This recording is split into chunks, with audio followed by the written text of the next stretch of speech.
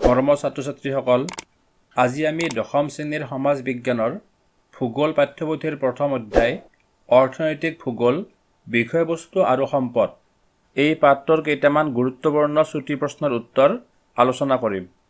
গতিকে পলম নকৰি আজিৰ ভিডিঅ'টো আৰম্ভ কৰোঁ আহা। কুৱেশ্যন নম্বৰ 1, ভূগোল বিষয়টো প্ৰধানকৈ কেইটা ভাগত বিভক্ত? উত্তৰ: ভূগোল বিষয়টো প্ৰধানকৈ দুটা ভাগত বিভক্ত, প্ৰাকৃতিক ভূগোল আৰু মানৱ ভূগোল। কুৱেশ্যন নম্বৰ 2, অৰ্থনৈতিক বৃত্তি বা কাৰ্য কেই প্ৰকাৰ আৰু কি কি? উত্তৰ: অৰ্থনৈতিক বৃত্তি বা কাৰ্য 4 প্ৰকাৰৰ। সেইকেইটা হ'ল প্ৰাথমিক বৃত্তি, দ্বিতীয়ক বৃত্তি, তৃতীয়ক বৃত্তি আৰু চতুৰ্থক বৃত্তি। কুৱেশ্যন নম্বৰ 3, সম্পদ কাক বোলে? উত্তৰ: মানুহৰ জীৱন ধাৰণৰ বাবে প্ৰয়োজনীয় সকলোবোৰ বস্তুকেই সম্পদ বোলে। উদাহৰণস্বৰূপে বায়ু, পানী, মাটি, গছ-গছনি, সূৰ্য ৰশ্মি, খনিজ পদাৰ্থ ইত্যাদি। কুৱেশ্যন নম্বৰ 4, প্ৰাকৃতিক সম্পদ কাক বোলে? উত্তৰ: যিবোৰ সম্পদ প্ৰাকৃতিকভাৱে সৃষ্টি হৈ প্ৰকৃতিত বিয়পি থাকে তেনে সম্পদবোৰক প্ৰাকৃতিক সম্পদ বোলে, যেনে সূৰ্য ৰশ্মি, বায়ু, পানী, গছ-গছনি, জীৱ-জন্তু, নদ-নদী ইত্যাদি। কুৱেশ্যন নম্বৰ 5, জীৱীয় সম্পদ আৰু অজীৱীয় সম্পদ কাক বোলে?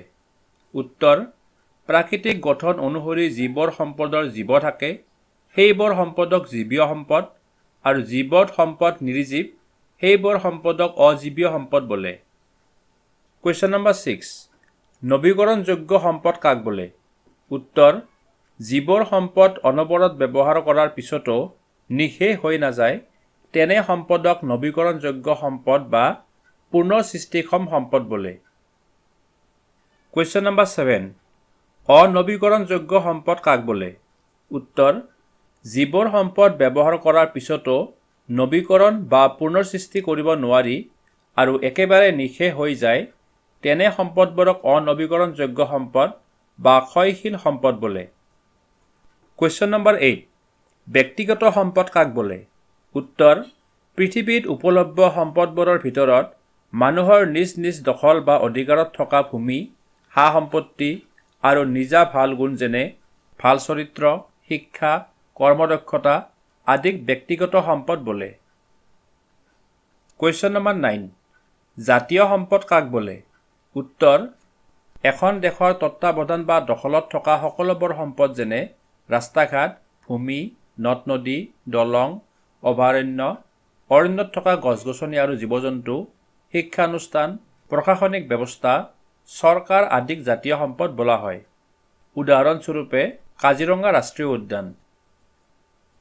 কুৱেশ্যন নম্বৰ 10, আন্তৰ্জাতিক বা বিশ্ব সম্পদ কাক বোলে? উত্তৰ: সকলো দেশৰ জাতীয় সম্পদ আৰু সমগ্ৰ বিশ্বৰ অধীনত থকা সম্পদ আদিক একেলগে আন্তৰ্জাতিক বা বিশ্ব সম্পদ বোলা হয়। এইবোৰ সম্পদ সমগ্ৰ বিশ্বৰ মানৱ জাতিৰ কল্যাণত ব্যৱহাৰ হয়, যেনে সাগৰ, মহাসাগৰ আৰু ইয়াৰ খনিজ সম্পদ, জীৱ-জন্তু, বায়ুমণ্ডল, অৰণ্য অঞ্চল ইত্যাদি। চমু টকা লিখা। সম্পদ: মানুহৰ জীৱন ধাৰণৰ বাবে প্ৰয়োজনীয় সকলোবোৰ বস্তুকে সম্পদ বোলা হয়।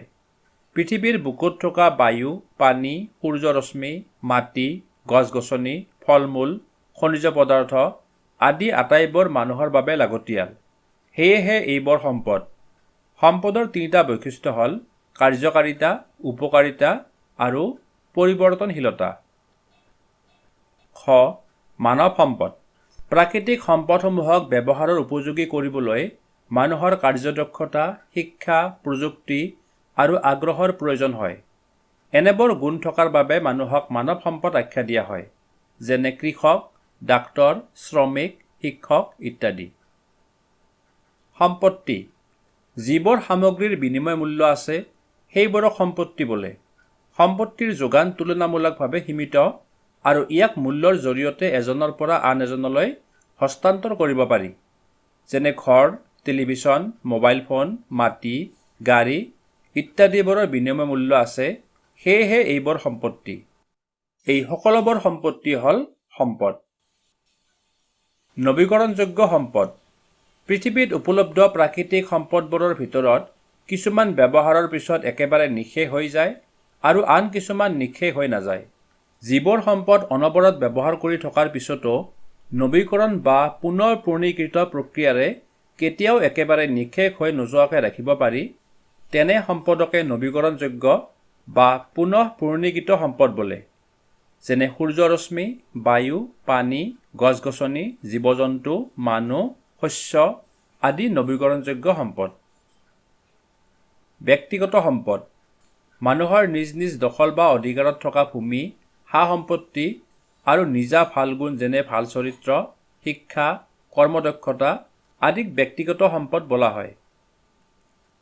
সম্পদ সংৰক্ষণ কোনো ধৰণৰ বিনাশ বা অপব্যৱহাৰ নোহোৱাকৈ সম্পদৰ সম্ভাৱ্যপূৰ্ণ ব্যৱহাৰ কৰা কাৰ্য তথা ধাৰণাকে সম্পদ সংৰক্ষণ বোলে। সম্পদ সংৰক্ষণৰ মূল উদ্দেশ্য হ'ল আমি প্ৰকৃতিৰ পৰা আমাৰ প্ৰয়োজনীয় সম্পদবোৰ এনেদৰে আহৰণ কৰি ব্যৱহাৰ কৰিব লাগে যাতে ইয়াৰ দ্বাৰা আমি সকলোৱে বহু সময় ধৰি উপকৃত হওঁ। উদাহৰণস্বৰূপে খনিজ তেল সংৰক্ষণ বুলিলে খনিজ তেল প্ৰকৃতিৰ পৰা কোনো ধৰণৰ অপচয় নোহোৱাকৈ মানৱ কল্যাণত সঠিক ৰূপত বহুদিনৰ বাবে ব্যৱহাৰ কৰিব পৰা কাৰ্যক বুজায়।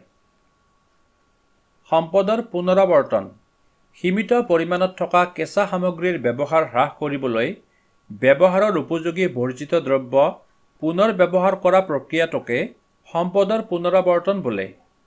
উদাহৰণস্বৰূপে পুৰণি পলিথিন বেগ, প্লাষ্টিক বটল, কাগজ, লোহাৰ সামগ্ৰী আদি পুনৰাৱৰ্তনৰ জৰিয়তে পুনৰ ব্যৱহাৰ কৰা হয়।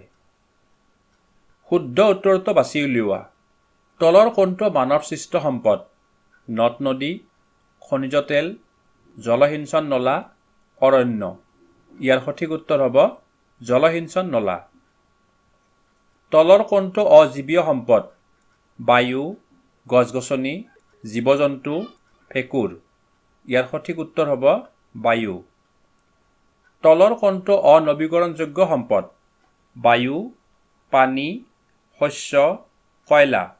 ইয়াৰ সঠিক উত্তৰ হ'ব কয়লা। পিছৰ প্ৰশ্নটো লৈছোঁ। তলৰ কোনটো বিলুপ্তপ্ৰায় প্ৰাণী? এশিঙীয়া গড়, নলগাহৰি, জিৰাফ, মিথুন। ইয়াৰ সঠিক উত্তৰ হ'ব নলগাহৰি। IUCN সংস্থাটো কোন আন্তঃৰাষ্ট্ৰীয় সংস্থাৰ অন্তৰ্গত? UNESCO, UNO, WWF, UNEP। আৰু ইয়াৰ সঠিক উত্তৰ হ'ব ইউনেস্কো। আজিৰ প্ৰশ্ন উত্তৰৰ আলোচনা ইমানতে সমাপ্ত হ'ল। ইয়াৰ পিছৰ ভিডিঅ'ত আমি এই পাঠটোৰ বাকীসমূহ প্ৰশ্ন আলোচনা কৰিম। গতিকে আজিৰ ভিডিঅ'টো ইমানতে সামৰিছোঁ। ধন্যবাদ।